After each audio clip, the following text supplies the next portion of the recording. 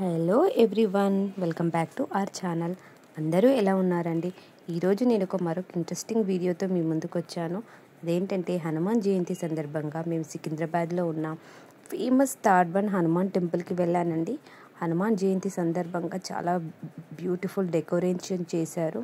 And ఈరోజు టెంపుల్లో early morning నుంచి అభిషేకాలు, కలర్ఫుల్ అలంకరణ చూడొచ్చు మనం. అండ్ ఇక్కడ స్పెషల్గా పూజలు చేశారు, గ్రాండ్గా సెలబ్రేట్ చేశారు.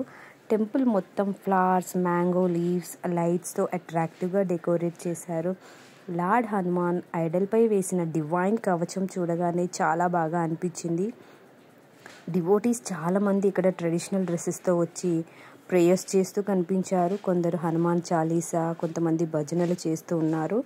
అండ్ డివోటీస్లో పిల్లలు, పెద్దలు చాలామంది రావడం వల్ల అట్మాస్ఫియర్ చాలా వైబ్రెంట్గా అనిపించింది.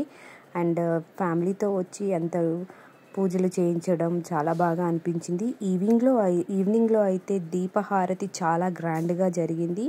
లైట్స్, బెల్స్, ఇలా టెంపుల్ మొత్తం చాలా బాగా అనిపించింది.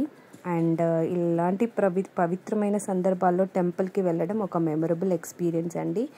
ఇంకా విశేషంగా చెప్పాలంటే ఎవ్రీ ఇయర్ హనుమాన్ జయంతి సందర్భంగా శోభాయాత్ర కూడా చాలా గ్రాండ్గా సెలబ్రేట్ చేస్తారండి.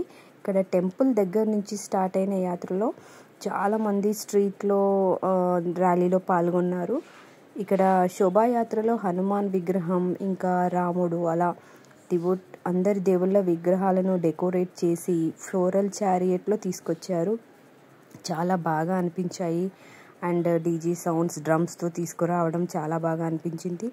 డివోటీస్ అందరూ సాఫ్రాన్ ఫ్లాగ్స్ పట్టుకొని జై హనుమాన్ అని చాంట్ చేస్తూ, స్లోగన్స్ చేస్తూ, పిల్లలందరూ చాలామంది ఫ్యాన్సీ డ్రెస్లో హనుమంతుడి రూపంలో ఇలా వచ్చారు. చాలా బాగా అనిపించింది. సో ఇలాంటి టైంలో వెళ్ళడం బాగా అనిపించింది. జై హనుమాన్, జై శ్రీరామ్.